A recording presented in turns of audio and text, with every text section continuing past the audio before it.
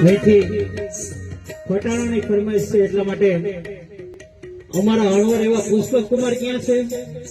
હાથ ઊંચો કરવા નમ્ર વિનંતી. પુષ્પક કુમાર ને હંતાઈ ગયા લાગે છે. હા, બરોબર બરોબર. સાંભળજો.